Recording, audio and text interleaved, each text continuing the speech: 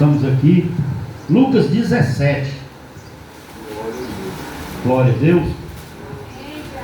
Capítulo 1, no versículo 1, 17 primeiro, você bem rápido. Jesus fala acerca dos escândalos, do perdão, do poder da fé e dos servos inúteis, nesta palavra, neste capítulo.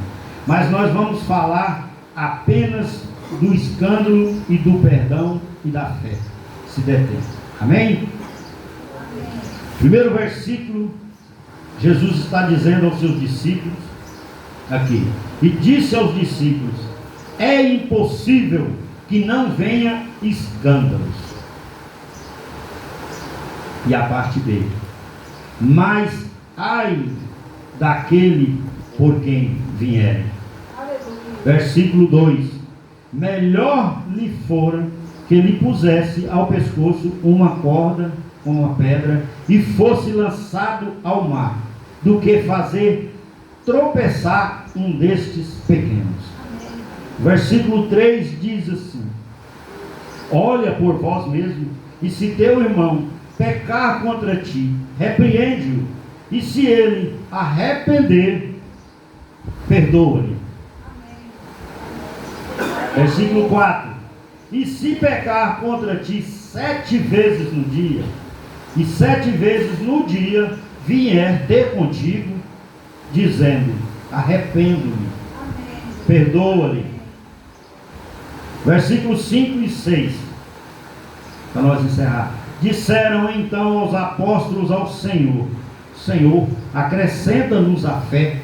E disse o Senhor a eles: se tivesseis fé como um grão de mostarda, direis a esta amoreira, desraigada de daqui, mudava de lugar, aplanta-te no mar, e ela vos obedeceria.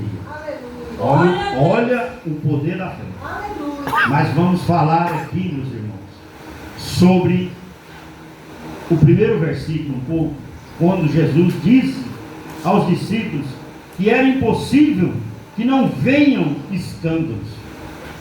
Escândalo hoje, ele estava dizendo que era impossível, né, que não tinha. Porque hoje você se enfrenta ofensas, tentações e várias ocasiões de pecado surgindo no mundo.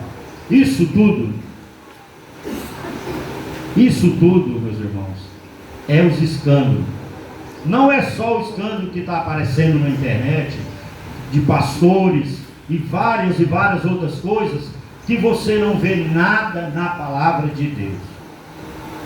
Porque, irmãos, quantos que nós vemos aí, pregadores nessa internet, vivendo de recursos, de irmãos, de irmãs, de servo que não conhece a Bíblia, fornecendo, bancando financeiramente esses pregadores. Esses pregadores estão ricos, anda de jatinho, anda de carro importado, e o crente está aqui gastando o seu salário, trabalhando para morrer diária por diária, e mantendo eles, às vezes, em dízimo, em oferta, em propósito. E eles estão escandalizando, porque não tem nada de Deus. Não tem nada de Deus. Quando você vai ver a vida da pessoa, é completamente diferente do que a Bíblia ensina. Então, isso é um escândalo. E ocasiões de pecado, tudo que você comete, pecado, tudo que você não agradam a Deus, isso é escândalo aos olhos do Senhor. Porque o Senhor não agrada isso. E Ele diz que vai e vinham, e tem ainda, e está tendo esses escândalos. Os pecados surgindo no mundo, tudo que é de mal, as coisas absurdas que andam acontecendo. Assassinato, pedofilia, estupro, tantas e tantas outras coisas, né? E o pior, meus irmãos, quando se fala de escândalo, você vê acontecer as coisas dentro dos templos religiosos, através das lideranças, estão acontecendo isso. Então, por isso que nós refletimos no estudo da palavra, na meditação da palavra, no você conhecer a palavra de Deus, para que você não caia nessas armadilhas de Satanás. Porque isso é armadilha do diabo, para levar o povo, para resgatar essas almas, tirar essas almas do aprisco, da onde Deus tem colocado. E falando mais sobre essas tentações, em João 16:33, Jesus disse: tenho-vos dito isso, para que em mim tenhais paz, e no mundo tereis aflição. Mas tem de bom ânimo, eu venci o mundo. Jesus venceu. E você também, se você dedicar a palavra do Senhor, obedecer a palavra do Senhor, buscar em oração, jejum, obediência da palavra, você vai vencer. Ai, mas e se eu morrer? E se acontecer isso? Meus irmãos, a nossa vida não é aqui não. A nossa vida é no céu. Nós estamos aqui de passagem. Tanto faz eu morrer agora como eu morrer daqui 10 anos. O importa é que eu esteja preparado. O importa é que eu tenho que buscar a santificação todos os dias da minha vida. Eu tenho que negar a mim mesmo todos os dias, para que eu esteja preparado, porque nós buscamos a vida eterna, e a vida eterna não é aqui, é no céu, é ao lado de Deus, ao lado de Jesus. É isso que nós temos que buscar, não é isso. Versículo 2, e ele diz na parte B: mas ai daquele por quem vierem os escândalos. Irmãos, muitos estão brincando com a palavra de Deus. Muitos estão brincando de ser crente. Frequenta culto, canta, louva, prega, como já foi dito. Mas não quer se consertar diante de Deus. Não quer levar uma vida reta, como a palavra diz, como Deus exige que eu e você vivemos. Se apega às coisas mundanas. E nós precisamos abandonar o mundo e tudo que no mundo há. Porque tudo que está no mundo é pecado. O Senhor diz que o mundo jaz do maligno. O inimigo tomou conta, meus irmãos. E nós precisamos estar atentos, para nós não vier escandalizar o nome de Deus. Porque ele diz aqui: mas ai daquele por quem vierem esses escândalos. Ai daqueles que continuarem cometendo pecado, continuar entristecendo o Espírito Santo de Deus. Ai daqueles. Ah, pastor, mas o que vai acontecer? Meus irmãos, é fogo. Não tem para onde. Aonde nós vamos chegar naquele grande dia e o Senhor dizer: apartai-vos de mim, que eu não vos conheço. Aqueles que cometem a iniquidade, é esses que andam. Daqueles que vieram, é os escândalos que o povo continua fazendo. Então nós devemos ter essa vigilância, meu irmão. E no versículo 2 ele diz assim: melhor que se lhe pusesse uma corda no pescoço e fosse lançado ao mar, do que fazer tropeçar um destes pequenos. Porque essa palavra escândalo pode ser um tropeço, pode significar no contexto um tropeço. E nós não podemos ser um tropeço na vida do nosso irmão. Ah, meus irmãos, mas como assim? Irmãos, o nosso testemunho, as nossas palavras, as nossas atitudes, o que nós ensinamos aos outros, principalmente o mais novo da fé, aqueles que estão começando agora, muitas das vezes olha para um obreiro, olha para uma missionária, ele quer ter um exemplo de um verdadeiro cristão, e muitas das vezes a pessoa está ali pregando bonito, falando bonito, cantando bonito. Quando ele descobre a vida dele transgressa lá fora, ele tira a capa e sai para fora, acabou. Ele é um falso testemunho. Ele está sendo um tropeço na vida dos irmãos. Por quê, pastor? Porque o irmão fala: esse jovem, essa jovem, esse senhor, esse obreiro, ele tem 20 anos nessa igreja. Ele tem 20 anos que ele diz que é crente, e ele não mudou nada. Certo que nós não devemos olhar para ninguém, olhar somente para Cristo. Mas isso aqui acaba saindo peça de tropeço para o seu irmão. Então nós devemos vigiar e buscar, meus irmãos, cada dia mais.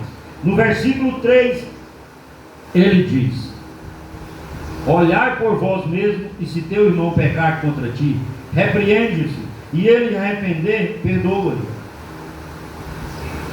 E se pecar contra ti 7 vezes no dia, e 7 vezes no dia vier ter contigo dizendo, arrependo, perdoa-lhe também.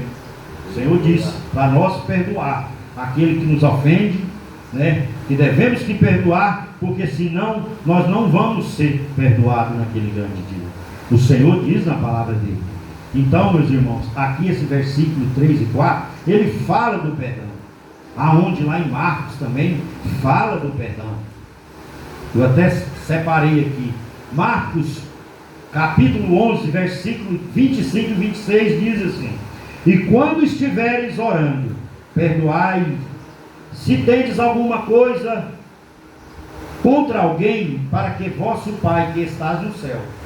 E quando estiveres orando, perdoai, se tendes alguma coisa contra alguém, para que o vosso Pai que está no céu vos perdoe as nossas ofensas. Porque não adianta, meus irmãos, eu orar, eu jejuar, eu buscar o conhecimento da palavra e eu não liberar o perdão. Eu não pedir o perdão, eu não liberar o perdão pela minha esposa, pelo meu amigo, pelo meu irmão, pela minha mãe, pelo meu pai, pelo meu filho, por quem quer que seja. Nós devemos liberar o perdão. Liberar o perdão não quer dizer que você vai ter que se unir a ele, mas você vai ter que liberar o perdão. Porque senão o Pai não liberta. Quem é o Pai? É o nosso Deus que está no céu. Ele disse que se não vós perdoais, não perdoe as vossas ofensas. Mas se vós não perdoastes, também vosso Pai que está no céu vos não perdoará as vossas ofensas. É a palavra de Deus dizendo sobre o perdão. E quantos hoje não tem dentro da igreja, não tem cantando, pregando, falando que é crente, vestindo uma capa e com o coração endurecido? Não perdoou seu marido até hoje, não perdoa sua esposa, não perdoa o irmão da igreja. O irmão passa, ele nem cumprimenta, porque ele diz que tem ódio quando ele vê o irmão, quando ele vê a irmã. Como que Deus, como que o nosso Pai vai perdoar esse irmão, essa irmã? Como? Não vai, não tem como. Ele pode ficar a vida inteira na igreja. A única coisa que ele vai perder é os prazeres do pecado.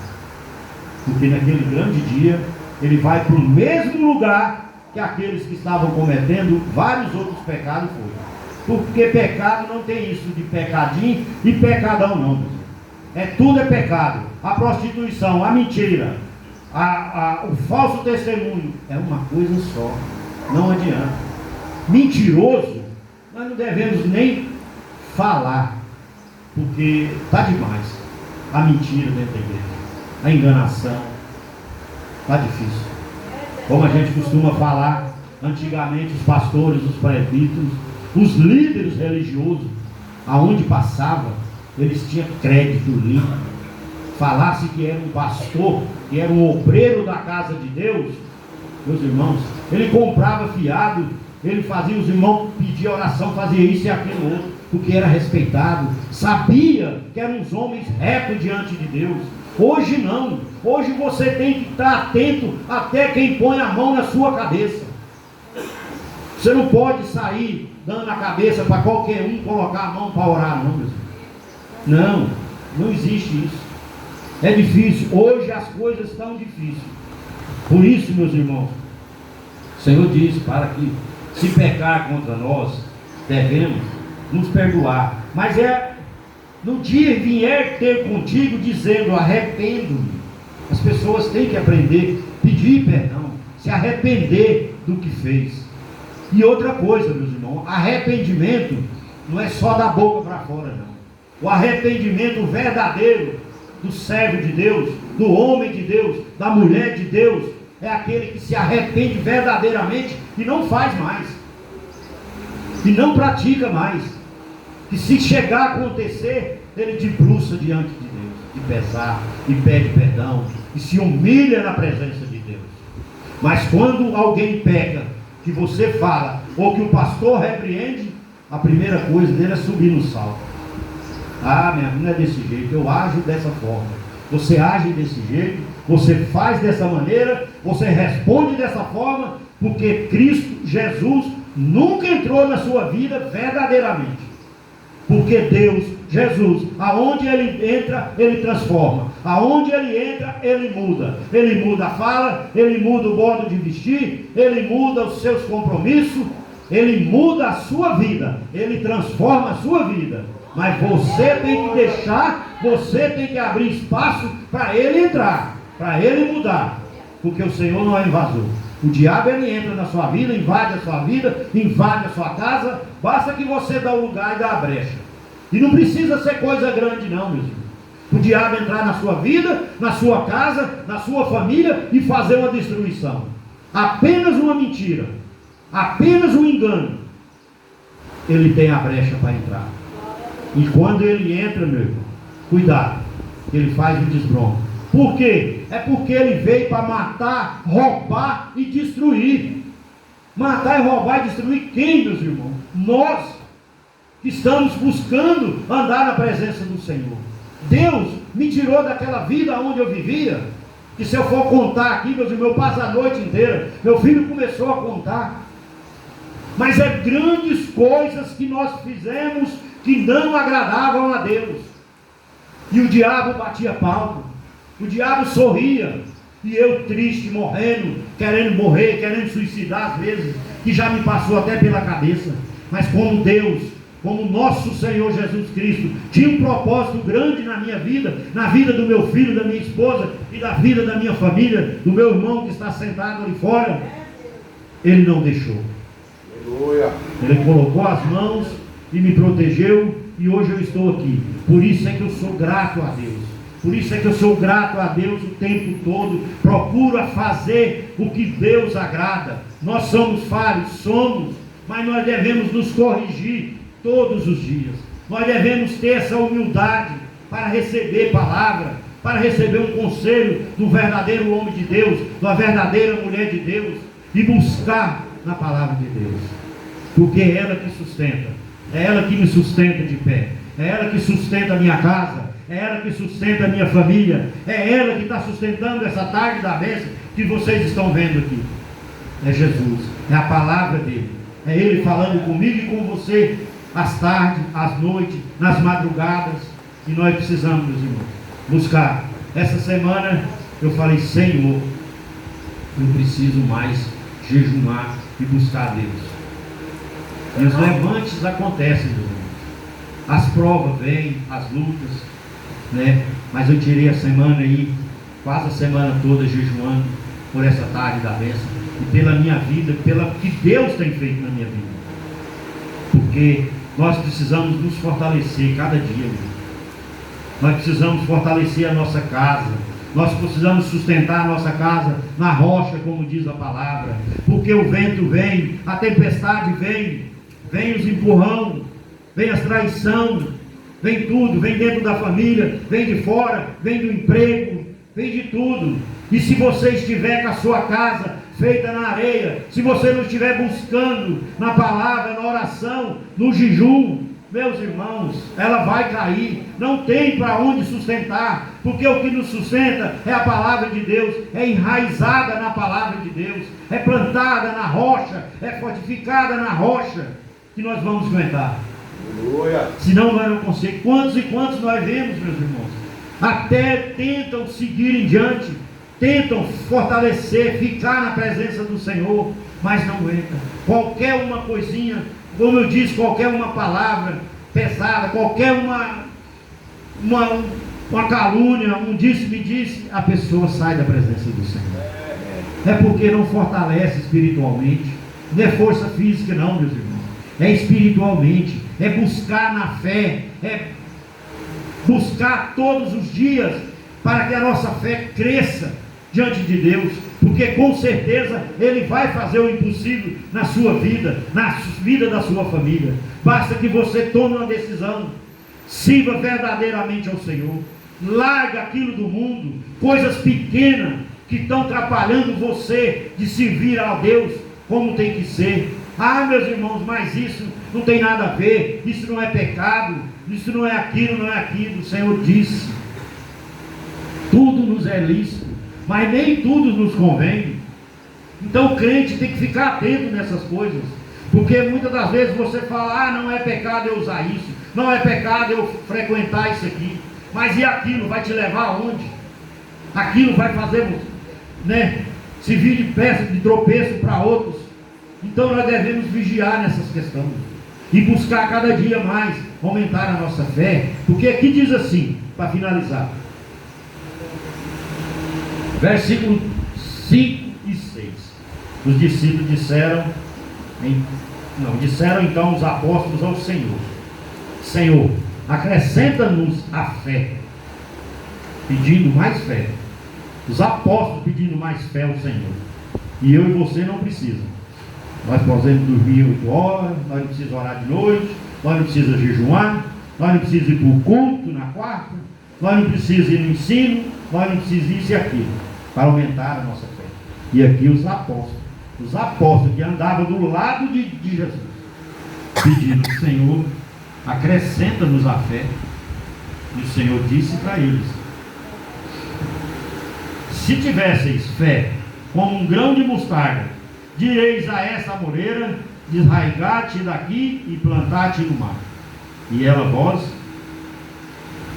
obedeceria.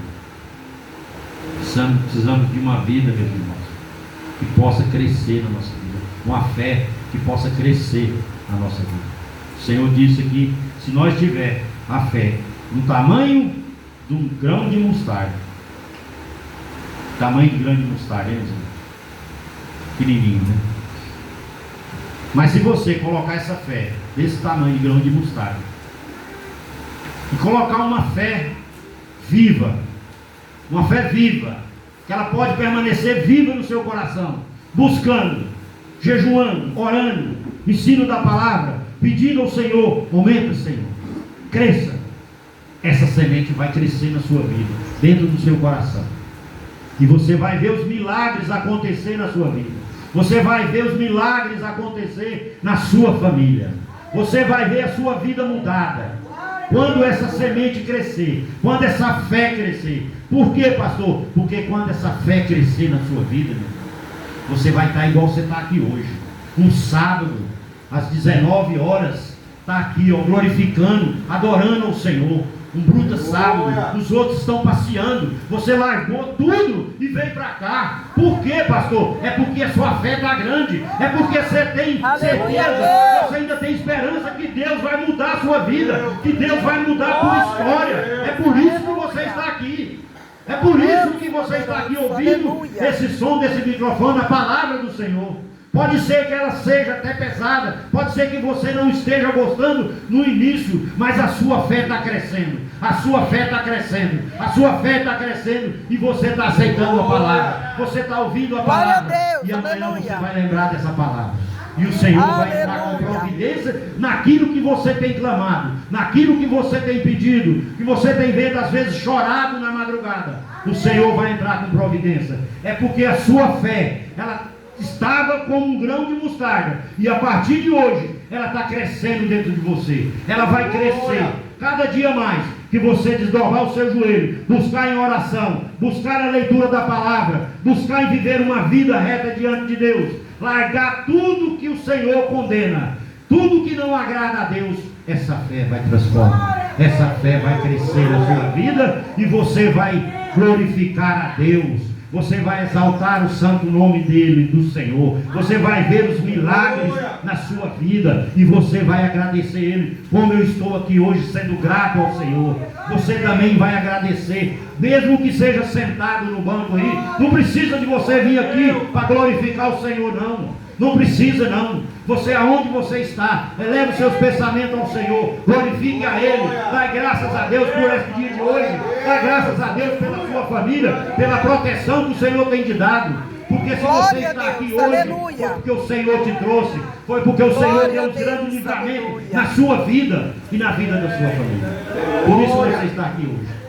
Então não perca a oportunidade, glorifique o nome dele, porque ele é digno de toda a honra. Então deixa essa fé crescer dentro do seu coração, cada dia mais, e só agradeça o Senhor. Seja grato por tudo, e tudo Ele fará. Buscai o Senhor enquanto é tempo, meus irmãos. Se você ainda tem algo para confessar diante de Deus, para se consertar diante do Senhor. Não perca a oportunidade, meus irmãos. Cada dia que passa, nós temos uma oportunidade de nos se prostrar diante do Senhor, de fazer um conserto verdadeiramente com o Senhor. Muitos não têm essa oportunidade mais. Muitos já passaram, já foram até sem essa oportunidade. Mas hoje, eu e você temos essa oportunidade. Então não perca essa oportunidade de fazer um conserto na sua vida, entregar sua vida verdadeiramente para o Senhor, porque com certeza Ele vai cuidar e fazer o melhor na sua vida. Amém?